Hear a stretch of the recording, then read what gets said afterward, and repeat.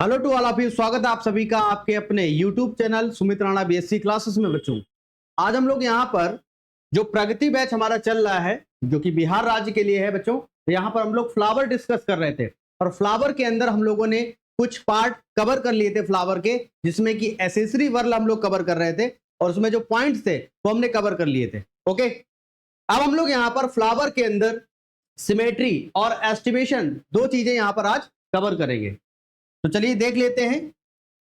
तो फ्लावर की अगर सिमेट्री देखें तो फ्लावर सिमेट्री के आधार पर अलग अलग तरीके के होते हैं और उसके लिए एक शब्द भी यहां पर लिया गया है सिमेट्री के आधार पर।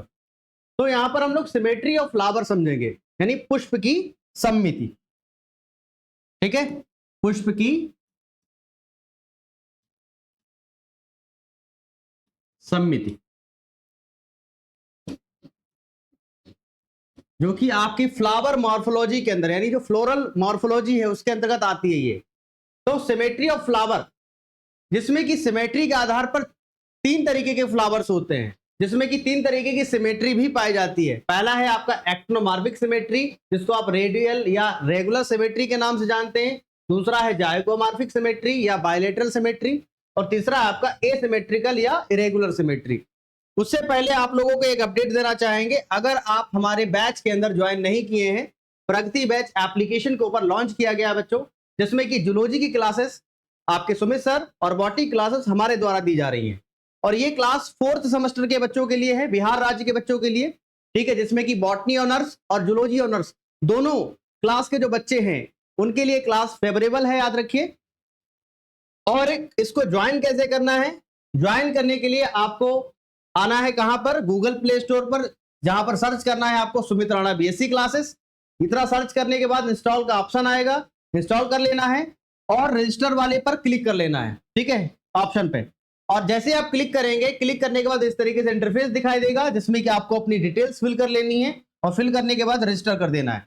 जैसे आप रजिस्टर करेंगे इस तरीके से इंटरफेस दिखाई देगा आपको, जिसमें कि आपको प्रीमियम कोर्सेज में जाना है और प्रीमियम कोर्सेज में जाने के बाद आप यहां पर आएंगे तो आपको यहां पर कोर्स दिख जाएगा बच्चों, प्रगति बैच के नाम से, जिसमें कि आपको 3rd सेमेस्टर का एक्सेस फ्री ऑफ कॉस्ट दिया जा रहा है बच्चों। ठीक है, हालांकि ये 4th सेमेस्टर की क्लास है, जिसमें कि 3rd सेमेस्टर आपको फ्री ऑफ कॉस्ट प्रोवाइड किया जाएगा। तो देख लेते हैं सिमेट्री। तो सिमेट्री फ्लावर के अंदर तीन तरीके की होती है। पहला सिमेट्री है एक्टिनोमॉर्फिक, दूसरा सिमेट्री है जाइगोमॉर्फिक, तीसरी सिमेट्री है एसिमेट्रिक या असिमेट्रिकल कह सकते हैं। ठीक है, तो फ्लावर की सिमेट्री, जैसा कि आपको हमने गुड़हल का फ्लावर जैसे उस दिन समझाया था आप लोगों को, तो यहां पर जो फ्लावर स्टार शेप्ड होते हैं उनके अंदर जो सिमेट्री होती है मोस्ट ऑफ वो होती है कैसी? एक्टिनोमॉर्फिक। इसको बोलते हैं त्रिज्या सममिति। यानी फ्लावर को जब हम सेंटर से बराबर बराबर हिस्सों में बांटेंगे, फ्लावर को जब हम सेंटर से बराबर बराबर हिस्सों में बांटेंगे, तब इस सिमेट्री को क्या कहेंगे? Actinomorphic symmetry. They can divide it into central points, that is called as actinomorphic symmetry.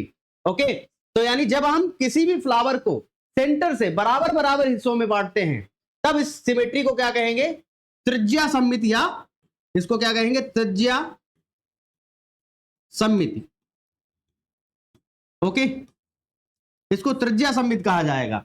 अब कुछ फ्लावर्स ऐसे होते हैं जिनको हम सेंटर से नहीं बांट सकते हैं, दो बराबर बराबर हिस्सों से बांट सकते हैं। जैसे कि अगर हम बात करें सेम या मटर की, ठीक है, सेम या मटर में आपने देखा होगा उसमें जो फ्लावर होता है उसमें एक बड़ी सी पंखुड़ी होती है, ठीक है, पीछे की साइड में, और आगे की तरफ दो साइड में होती हैं, और बीच में आपको दो पंखुड़ियां आपस में जुड़ी हुई दिखाई देंगी। तो इसमें सिमेट्री पाई जाती है कैसी? जाइगोमॉर्फिक। जाइगोमॉर्फिक का मतलब होता है जब हम फ्लावर को एक तल से, एक सरफेस से बराबर बराबर हिस्सों में बांटे, ठीक है, तब इस कंडीशन को क्या कहा जाएगा? जाइगोमॉर्फिक सिमेट्री, या इसको आप बायलेटरल सिमेट्री भी कह सकते हैं। जैसे कि आप एनिमल्स में सिमेट्री देखते हैं ना, उसी तरीके से यहां पर अलग वर्ड्स यूज किया गया है। यहां पर रेडियल सिमेट्री को हमने एक्टिनोमॉर्फिक कह दिया है, ठीक है, बायलेटरल सिमेट्री को हमने जाइगोमॉर्फिक कह दिया है। ठीक है, और दूसरा होता है एसिमेट्रिकल, जिसमें पंखुड़ियां जो होंगी आपकी वो इतनी बेडौल होंगी कि उसको हम बराबर बराबर हिस्सों में नहीं बांट सकते हैं। तो जब हम फ्लावर को बराबर बराबर हिस्सों में नहीं बांट सकते हैं तो इस कंडीशन को असिमेट्रिक सिमेट्री के नाम से जाना जाएगा, याद रखिए, यानी असममिति। ठीक है, तो ये 3 सिमेट्री होती हैं फ्लावर्स के अंदर। तो पहला है एक्टोमॉर्फिक सिमेट्री, जैसा कि मैंने बताया, जब फ्लावर को सेंट्रल पार्ट से, केंद्रीय भाग से 2 बराबर भागों में डिवाइड किया जाता है तो इसे आप एक्टोमॉर्फिक सिमेट्री कहेंगे। और एग्जांपल के लिए सबसे अच्छा एग्जांपल है आपका मस्टर्ड। मस्टर्ड में देखेंगे, मस्टर्ड में आप देखेंगे कि इसमें कौन सी सिमेट्री है, एक्टोमॉर्फिक सिमेट्री है बच्चों, ठीक है। उसके अलावा और भी फ्लावर्स है, जैसे कि आप हिबिस्कस भी ले सकते हैं, और भी फ्लावर हैं जिनको आप सेंटर से बांट सकते हैं। दूसरा है आपका जाइगोमॉर्फिक, इसको बोलते हैं एक व्यास सममिति। एक व्यास सममिति इसको कहा जाता है।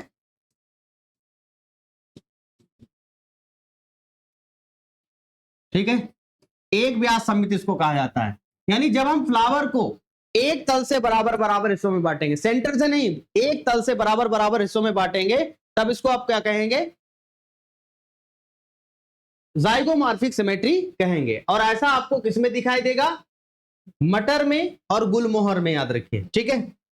अब तीसरा जो सिमेट्री है फ्लावर का, वो है असिमेट्रिकल, असममित, इरेगुलर, यानी जिसमें कि हम फ्लावर को किसी भी तल से बांटे और बराबर हिस्सों में ना बटे, तब इस कंडीशन को कहा जाएगा आपको असिमेट्रिकल या इरेगुलर। और कैना के अंदर सबसे अच्छा एग्जांपल है, कैना जो फ्लावर है, इसका अगर आप फ्लावर देखेंगे तो इसकी पंखुड़ियां अजीब सी होती हैं, जिसको हम, यानी कहने का मतलब इसको हम बराबर बराबर हिस्सों में नहीं बांट सकते। जैसे कि बॉडी है, तो बॉडी को हम बांट सकते हैं ना, तो ये सिमेट्री कहलाती है। यानी किसी भी वस्तु को जब हम बराबर बराबर हिस्सों में बांटते हैं तो उसको हम सममित या सिमेट्री के नाम से जानते हैं बच्चों। तो फ्लावर की सिमेट्री हम लोगों ने देख ली है, ठीक है। अब बात आती है अगले टॉपिक की, जिसको बोलते हैं एस्टिमेशन। ये भी देखिए कैलिक्स और कोरोला से रिलेटेड ये एक टॉपिक है, एस्टिमेशन। इसको हिंदी में कहा जाता है पुष्प दल विन्यास।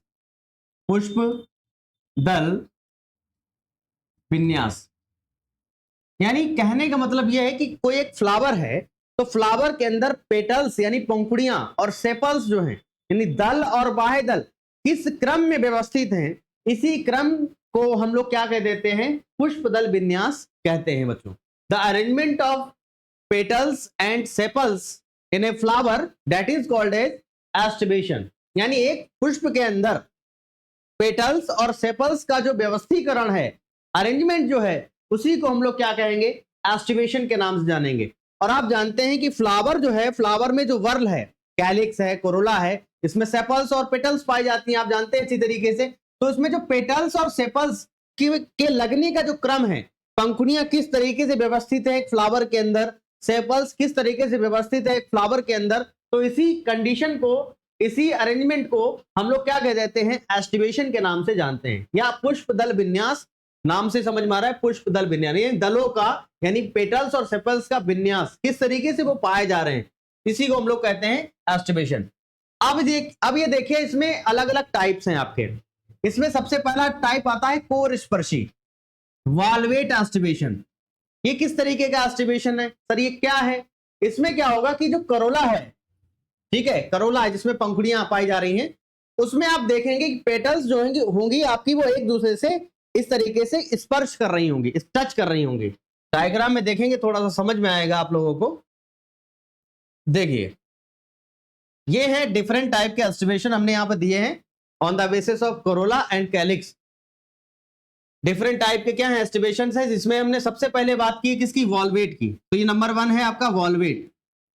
तो वॉल्वेट एस्टिमेशन में क्या होगा कि जो आपकी पेटल्स हैं, इसकी कोरे एक दूसरे से स्पर्श कर रही हैं, इसकी कोरे क्या कर रही हैं, एक दूसरे से टच कर रही हैं। तो जब पेटल्स की कोरे जो होंगी, जो सिरे जो होंगे, एक दूसरे को स्पर्श कर रहे होंगे, इस कंडीशन को कहा जाएगा वॉल्वेट एस्टिमेशन। यानी इसमें पंखुड़ियां यानी पेटल्स एक दूसरे को टच कर रही हैं, तो जब टच कर रही हो पंखुड़ियां, तब इसको कहा जाएगा वॉल्वेट एस्टिमेशन। क्या कहा जाएगा बच्चों, कोर स्पर्शी पुष्पदल विन्यास, ठीक है। इस तरीके से एक और देख लीजिए, इस तरीके से देखिए, इसमें देखिए आप इसमें हमने इस तरीके से डायग्रामेटिक यहां पर शो किया है, जिसमें आप देख सकते हैं ये पंखुड़ियां हमने इस तरीके से शो की हैं, और इसमें देखिए ये पंखुड़ियां एक दूसरे से स्पर्श कर रही हैं, ठीक है। तो जब इस तरीके की कंडीशन हो फ्लावर के अंदर, तो उसको बोलेंगे वॉल्वेट एस्टिमेशन, ठीक है, ओके। अब आता है अगला, ये तो हो गया पहला कोर स्पर्शी, तो कोरे स्पर्श कर रही हैं पेटल्स की, याद रखिए, ठीक है। और ऐसा आपको देखने को मिलेगा किसमें, कैलोट्रोपिस, कस्टर्ड एप्पल और क्रोसीफेरी के जो मेंबर्स हैं। क्रोसीफेरी जानते हैं आप लोग, मस्टर्ड फैमिली, सरसों की जो फैमिली होती है, सरसों की जो फैमिली है, सरसों का कुल जो है, ठीक है, उसमें आपको देखने को मिलेगा इस तरीके का एस्टिमेशन, वॉल्वेट एस्टिमेशन। इसमें क्या होगा कि जो कोरे होंगी स्पर्श कर रही होंगी एक दूसरे को, ठीक है।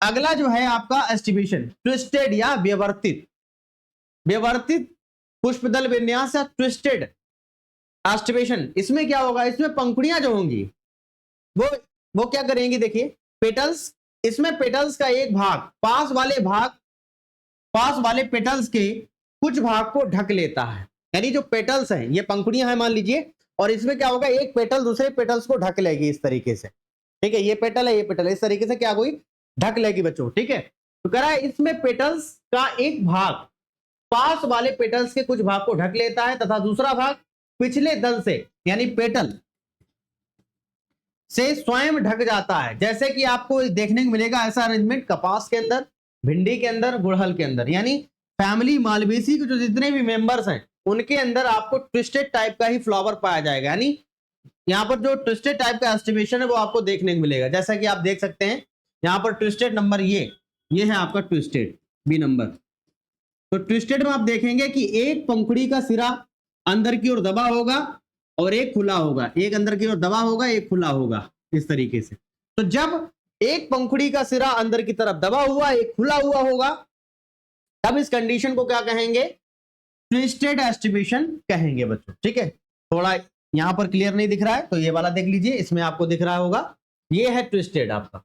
तो ट्विस्टेड में एक पेटल्स का सिरा देखिए, ये पेटल्स की कोर अंदर की तरफ दबी है, एक खुली हुई है, ये अंदर की तरफ दबी हुई है, खुली हुई है, ये अंदर की तरफ दबी हुई है, खुली हुई है, ये अंदर तरफ दबी हुई है, खुली हुई है, ठीक है। इस तरीके से जब अरेंजमेंट आपको फ्लावर में दिखे, पंखुड़ियां एक तरफ दबी हो, एक तरफ खुली हो, तब इस तरीके के एस्टिमेशन को आप क्या कहेंगे, ट्विस्टेड एस्टिमेशन कहेंगे या व्यवर्तित एस्टिमेशन या पुष्पदल विन्यास के नाम से जानेंगे बच्चों। आई होप इतना समझ में आ गया होगा।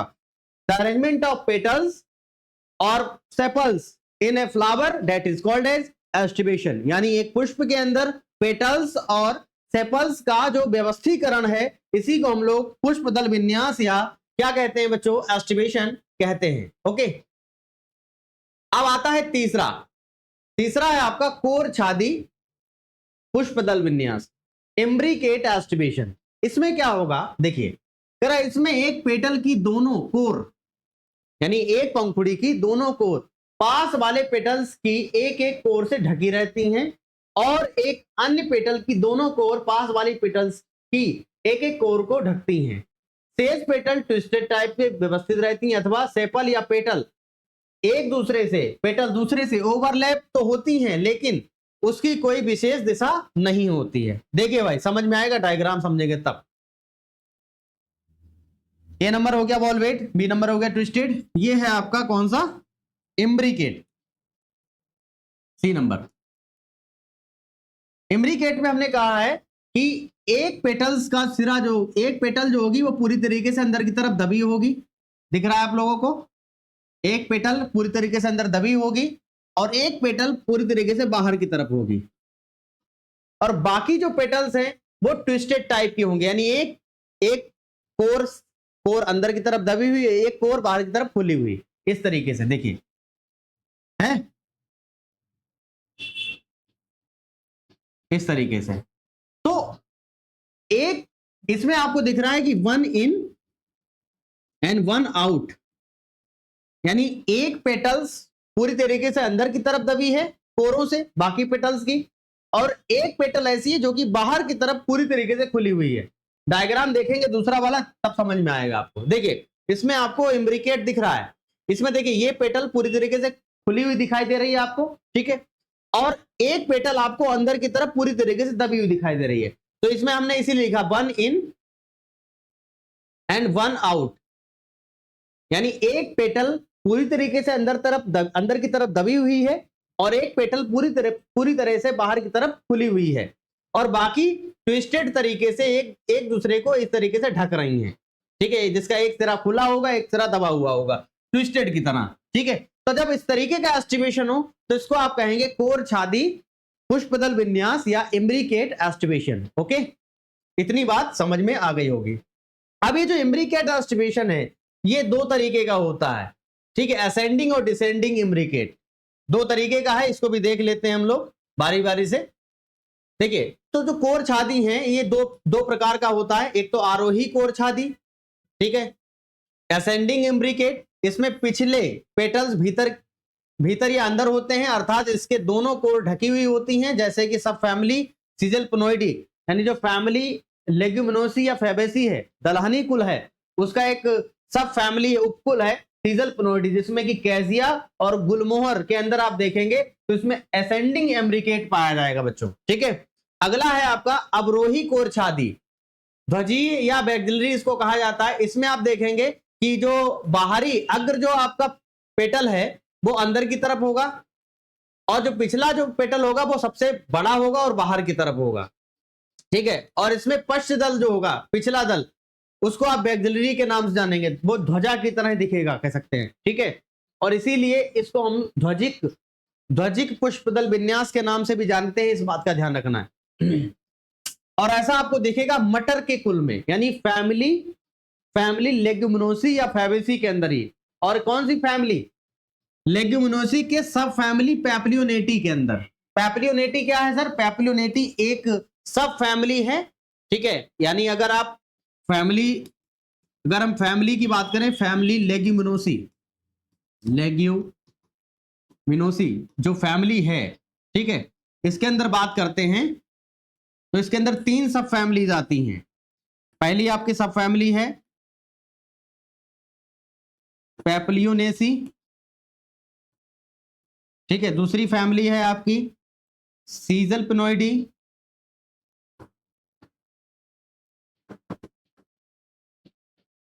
और तीसरी है आपकी मीमोसाइडी,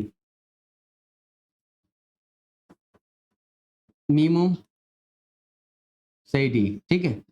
याद रखिए 3 सब फैमिलीज हैं फैमिली लेग्यूमिनोसी की, तो इसी की बात कर रहे हैं। पैप्लियोनेसी भी किस फैमिली का मेंबर है? ये पैप्लियोनेसी उपकुल है, यानी सब फैमिली है मटर की, ठीक है। तो मटर इसी के अंतर्गत आता है, सेम, बीन, ये सब इसके अंदर आप देखेंगे तो इसमें आपको बैक्सिलरी टाइप का एस्टिवेशन दिखाई देगा, जैसा कि आप देख सकते हैं इस तरीके से। इसमें ये आपका सबसे बड़ा आपका पेटल है, 2 लैटरल साइड में पाई जा रही हैं और बीच में आपको एक दो आपस में जुड़ी हुई ध्वजा के जैसे यहां पर दिखती हैं, इसीलिए इसको बैक्सिलरी एस्टिवेशन कहा गया है, जो कि एम्ब्रिकेट का ही एक एग्जांपल, इस बात का ध्यान रखना है। ओके, अब आगे आता है क्विनकुंशियल, चौथा आपका, ये तीसरा था ना, कौन सा? कोर छादी। अब चौथा आएगा आपका क्विनकुंशियल टाइप का जो एस्टिवेशन है, यानी क्विनकुंशियल टाइप का पुष्पदल विन्यास है, ये कैसा होगा? करा इसमें 5 पेटल्स में से 2 पूर्णता भीतर की तरफ होंगी, 2 पूर्णता बाहर की तरफ पाई जाएंगी। यही 2 पेटल्स जो होंगी अंदर की तरफ होंगी,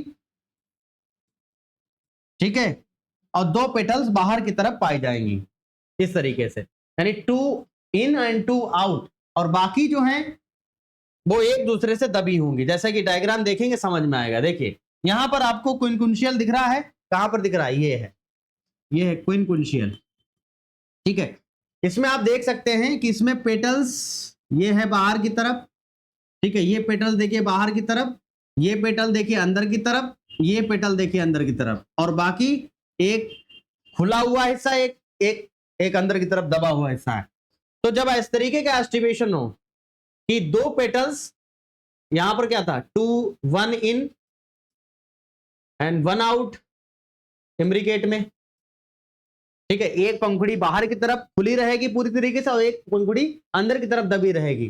तो ऐसा था इम्ब्रिकेट के अंदर। क्विनकुंशियल में क्या होगा? 2 इन, यानी 2 अंदर की तरफ दबी हुई हैं पंखुड़ियां, और 2 आउट। इस तरीके से आप इसको याद कर सकते हो। तो देखिए ये आपकी देखिए बाहर की तरफ है, इसको इस तरीके से इंडिकेट कर लेते हैं। देखिए ये देखिए बाहर की तरफ है, हाँ बिल्कुल है, ये देखिए बाहर की तरफ है, और 2 आप पेटल्स देख रहे हैं वो अंदर की तरफ हैं। तो 2 इन एंड 2 आउट इसीलिए लिखा है। और एक जो है आपको ट्विस्टेड टाइप की दिखेगी, यानी इसका एक सिरा अंदर की तरफ दबा होगा, एक खुला होगा, कह सकते हैं, ठीक है।